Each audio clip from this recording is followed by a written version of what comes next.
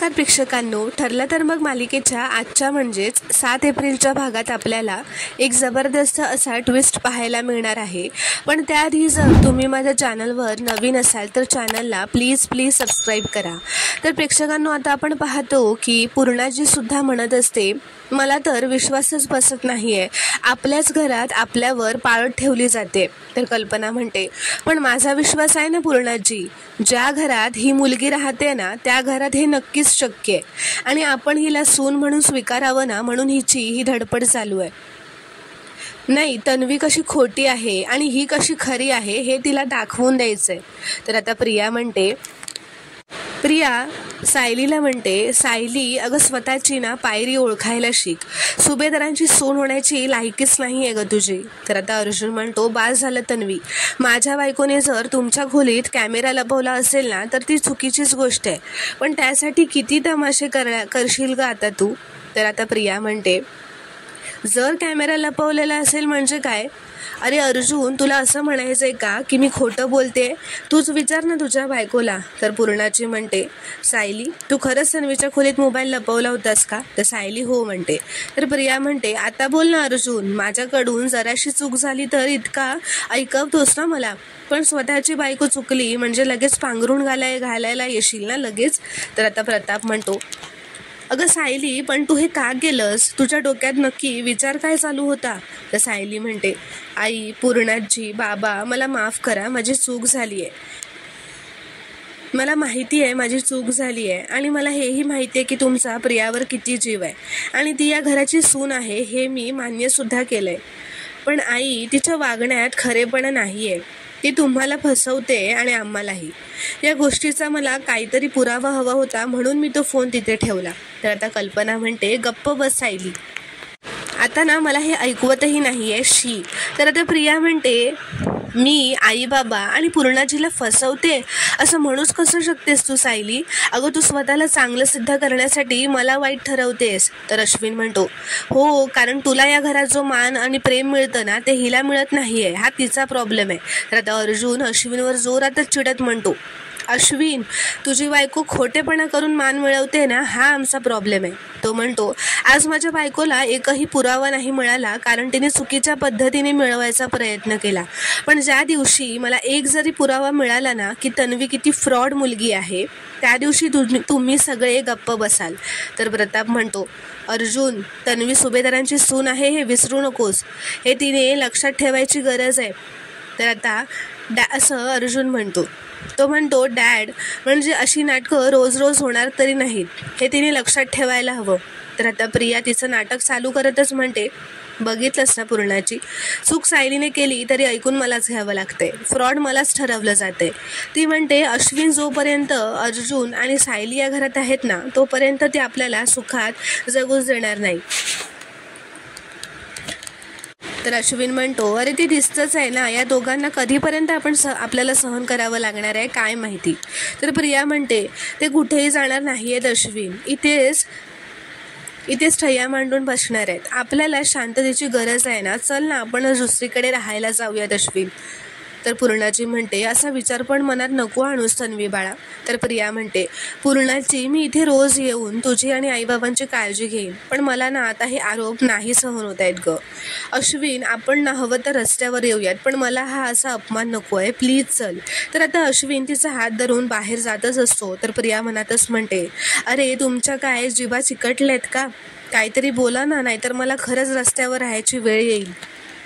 तर आता कल्पना म्हणते, थांब तन्वी, दुसऱ्याच्या चुकांच्या शिक्षा तू का भोगणार आहेस, जर घरातनं बाहेर जायचंच असेल ना तर ज्याने चूक केली आहे ती व्यक्ती जाईल. स्वतःच्या दिरांचं जावेचं चोरून रेकॉर्डिंग करणारी मुलगी मला या घरात नकोच आहे, असं कल्पना म्हणते. तर अर्जुन म्हणतो, 1 मिनिट मम्मा, हे सगळं रूममध्ये मोबाईल लपवण्याबद्दल चाललंय ना, मग जेव्हा अस्मिताताई आमच्या रूममध्ये चोरून बोलणं ऐकत होती तेव्हा तू तिला घराबाहेर काढलं होतंस का, की ती फक्त मुलगी आहे म्हणून तिच्यासाठी वेगळे रूल्स आणि माझी बायको सून आहे म्हणून तिच्यासाठी वेगळे रूल्स, आणि ही तन्वी, हिने तर आपल्या घरात काय काय काय नाही केलंय, अगं दागिने चोरले, दाराबाहेर उभं राहून आमचं बोलणं ऐकण्याचा प्रयत्न केला, लिस्ट खूपच मोठी आहे. And I am very sure पाडव्याच्या दिवशी जो ब्लँकेट्स आणि फूड पॅकेटचा गोंधळ झाला होता ना तो सुद्धा हिनेच घातला होता. त्या दिवशी मी तिथे नव्हतो आणि तुम्हीही तो टॉपिक एकदम कन्व्हिनियंटली बंद करून टाकलात का? कारण तेव्हा हे प्रूफ झालं होतं ना की ग्लास तन्वीनेच फोडला होता. अश्विन म्हणतो, बायकोने चुगली केलेली दिसते. तर अर्जुन म्हणतो, चुगली करणं आणि दिवसभरात घरात काय काय घडतंय झालंय हे सांगणं यात फरक असतो अश्विन. पूर्णाची म्हणते, तन्वी चुकली होती तेव्हा तिला या घरात यायचं नाही असं म्हटलं होतं मी अर्जुन. तर अर्जुन म्हणतो, आणि मग काय केलंस तू? तिला या घरात येऊ दिलंसच ना खोटं बोलल्यानंतर. अगं पूर्णाची ही नेव्हर एंडिंग आहे, जाऊ देत. कारण ना ही तन्वी खोटं बोलायची कधीच थांबणार नाहीये. आणि एक गोष्ट तुम्हीही मान्य करा की तन्वी आणि अस्मिताताईने काही केलं तरी तुम्ही ते लगेच माफ करता. पण माझ्या बायकोने एक चूक केली असेल ना तर एक पुढचे 6 महिने तुम्ही तेच बोलत बसणार. पण माझ्या बायकोला काही माफ करणार नाही. त्या सायली आता हात जोडते व म्हणते, पूर्णाची, कल्पना, प्रताप यांची माफी मागते. म्हणते, पूर्णाची, आई, बाबा मला माफ करा, माझं खरंच चुकलंय, मला माफ करा असं ती म्हणते. पण प्रिया आज दिवसभर खोलीत एकटीच असणार आहे हे मला माहीत होतं, म्हणून मी फोन ठेवला होता. तर प्रताप म्हणतो, अगं माफी आमची नाही, तन्वीची माग. तिच्यासमोर हात जोड आणि सांग की अशी चूक मी परत करणार नाही. तर सायली आता प्रियाची माफी मागायला जाणारच असते. तेव्हा अर्जुन म्हणतो, नाही मिसेस सायली, चूक तेव्हा झाली असते जेव्हा एका चांगल्या मुलीवर आरोप केला गेलेला असतो. मिसेस सायलीने जे काही केलंय ते तन्वीचा खरा चेहरा तुमच्यासमोर आणण्यासाठी केलं आणि हे प्रयत्न आम्ही करतच राहणार आहोत हेही तुम्हाला सांगतो. मिसेस सायलींना ज्यांच्याबद्दल आदर आहे त्यांनी त्यांची माफी मागितली आहे, पण त्या तन्वीची माफी मागणार नाहीत असं म्हणत अर्जुन सायलीला वर घेऊन जातो. तर ते वर गेल्यानंतर आता कल्पना म्हणते, जोपर्यंत ही मुलगी या घरात आहे ना तोपर्यंत ही अशीच भांडणं होत राहणार आहेत. तर प्रताप म्हणतो, अगं पण कल्पना, कोणीतरी पडती बाजू घ्यायलाच हवी ना, नाहीतर या घराचे 2 तुकडे कधी होतील कळणारच नाही. तर आता सगळे त्यांच्या खोलीत जातात. अश्विन प्रियाला म्हणतो, तन्वी सॉरी, तू माझ्यावर विश्वास ठेवून या घरात आलीस आणि तुझ्यासोबत खूप चुकीचं घडतंय. तर प्रिया म्हणते, अरे तू का सॉरी म्हणतोयस, तुझी काय चुकी आहे यात, माझ्यामुळे तुला हे सगळं बघावं लागलं. आज दिवसभर मेडिकल कॅम्पमध्ये दमला असशील ना, चल तू आराम कर, फ्रेश होऊन घे, जेवून घे. तर आता इथे अर्जुन व सायली त्यांच्या खोलीत आलेले असतात. अर्जुन सायलीला म्हणतो, तुम्ही हे काय करायला निघाला होतात मिसेस सायली, तुम्हाला कळतंय का? तर आता सायली म्हणते, मला खरंच वाटलं प्रियाच्या खोलीतून काहीतरी पुरावे मिळतील आणि आज अश्विन भाऊजी घरात नसणार होते, म्हणून मला वाटलं की ती नक्कीच महिपतला कॉल करेल आणि त्यात जर काही रेकॉर्ड झालं असतं तर ते आपल्यालाच कोर्टात दाखवता आलं असतं ना, आणि साक्षीविरुद्ध तू खूप मोठा पुरावा ठरला असता.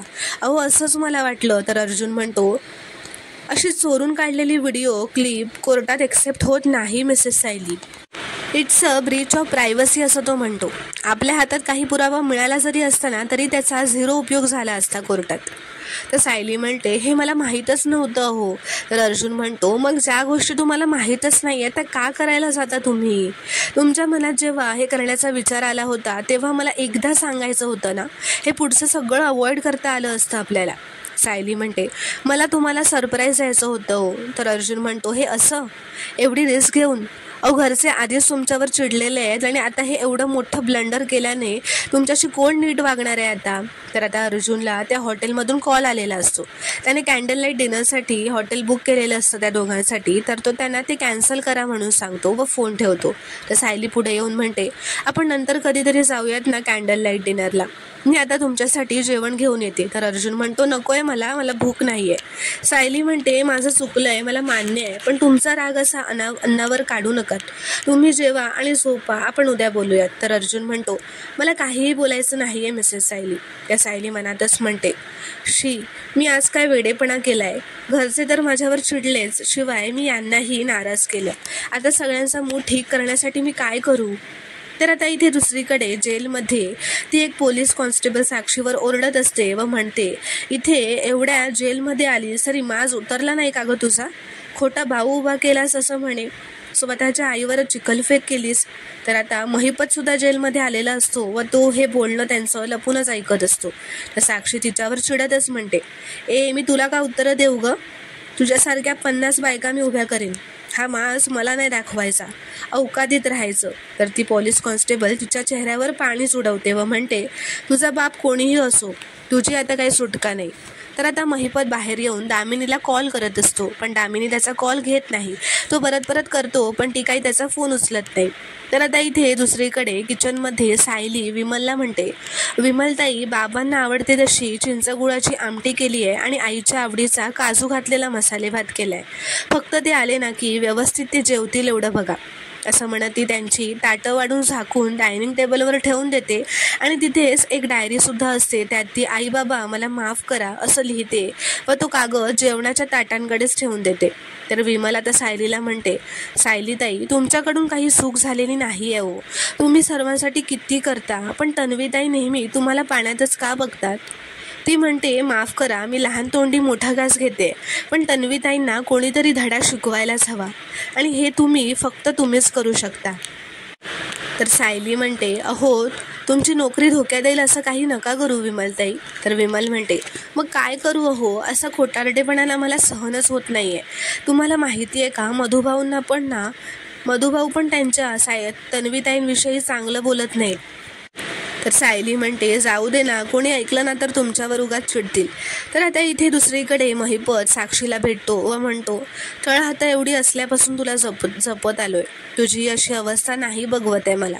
तर साक्षी म्हणते, मलाही पहिल्यांदाच कळतंय की इथे येऊन की माणसं किती वाईट असू शकतात. ती म्हणते, अण्णा, मला आता ना इथे श्वास घेणं पण अशक्य झालंय हो.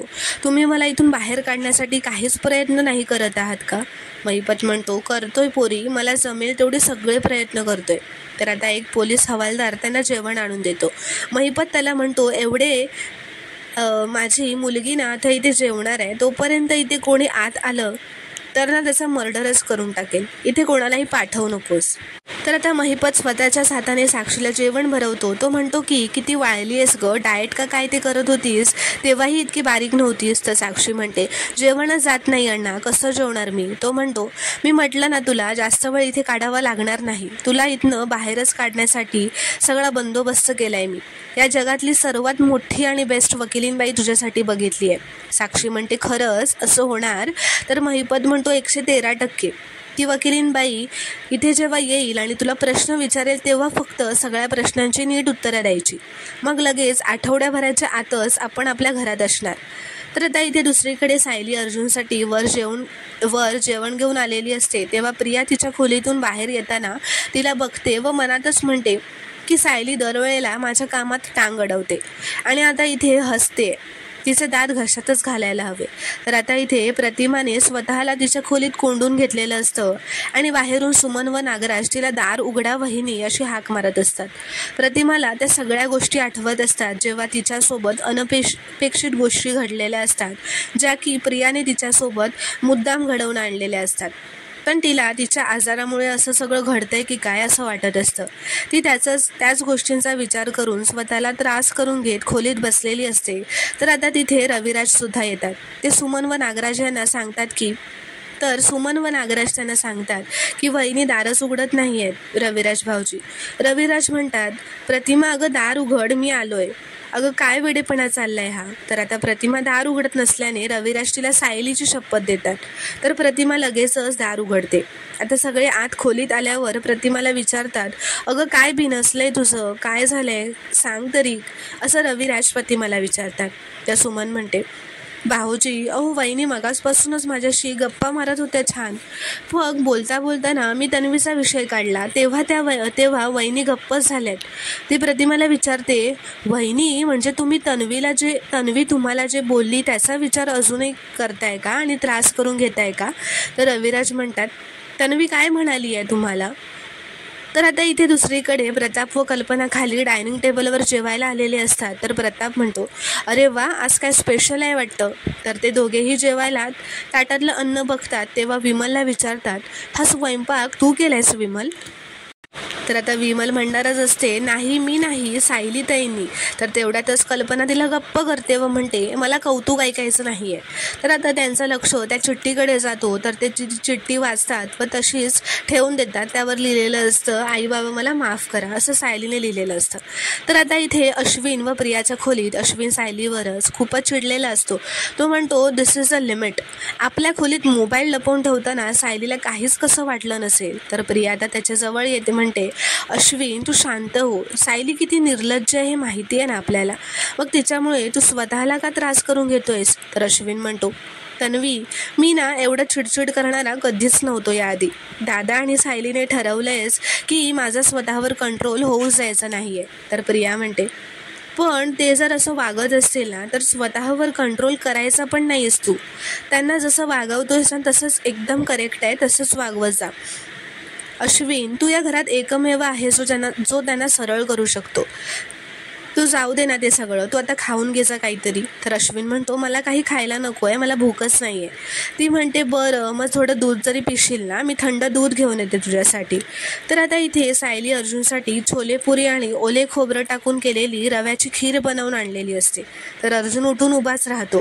ती म्हणते, हा माझ्या नवऱ्याचा आवडता मेनू आहे बरं का, आता बघते ना तो कसा जेवणार नाही. ती म्हणते, अहो प्लीज जेवून घ्या ना, मी हे सगळं तुमच्यासाठी आत्ताच बनवलंय. पण अर्जुन चिडलेला असल्यामुळे तिच्याकडे बघत सुद्धा नाही. तर सायली मुद्दामच नाटक करत म्हणते, नाही थांबा हा, मी जरा खिरीत ओलं खोबरं घालायलाच विसरले. तर अर्जुन पटकनच म्हणतो, शक्यच नाही, मला काय आवडतं हे तुमच्या लक्षात असतं नेहमी. तर सायली आता हसतच म्हणते, बरोबर, माझ्या नवऱ्याच्या आवडीनिवडी मला झोपेत जरी कोणी विचारले ना तरी ते मी विसरणार नाही. पण तरीही ना माझा नवरा आता माझ्यावर चिडतोय आणि तो सगळा राग अन्नावर काढतोय. ऐका ना, तुम्ही त्याला समजावा ना, तुमचं ऐकेल तो. त्याला सांगा की बायकोला माफ करून टाका म्हणून. तर आता सायलीचं असं बोलणं ऐकून अर्जुन त्याचा राग विसरतो व हसू लागतो. तर मित्रांनो, पुढील भागात आपण पाहणार आहोत की अर्जुन असं म्हणत असतो की युनिवर्स तुला सांगतंय की तुला तुझ्या बायकोबरोबर कॅन्डल लाईट डिनर करायचं होतं ना, तुला इमॅजिन सुद्धा करता आलं नसतं, इतकं रोमॅन्टिक कॅन्डल डिनर आहे. म्हणजेच आता सायली व अर्जुन त्यांच्या खोलीतच रोमॅन्टिक असं कॅन्डल लाईट डिनर साजरा करत असतात. तर इथे दुसरीकडे महिपत दामिनीला पोलीस स्टेशनमध्ये घेऊन आलेला असतो. दामिनी पोलीस स्टेशनमध्ये येऊन म्हणते, साक्षी शिकरेच्या सेलवर कोण लेडी कॉन्स्टेबल होती, तिला आत्ताच्या आत्ता बोलवा. तर ती लेडी कॉन्स्टेबल येते तेव्हा दामिनी तिला म्हणते, माझ्या अशिलाला तू प्रश्न कसे विचारलेस. साक्षी शिकरेच्या अंगाला हात लावण्याच्या आधी हा विचार करायला होता की आता तिची ॲडव्होकेट दामिनी देशमुख आहे. सस्पेन्शनला तयार राहा, म्हणजेच आता ती त्या लेडी कॉन्स्टेबलला तिच्या कामावरून काढून टाकणार असते. तर मित्रांनो, पुढील भागात काय घडणार आहे हे पाहणं खूपच इंटरेस्टिंग ठरणार आहे. व्हिडिओ पूर्ण बघितल्याबद्दल धन्यवाद. व्हिडिओ आवडल्यास कॉमेंटमध्ये नक्की कळवा व चॅनलला प्लीज सबस्क्राईब करा.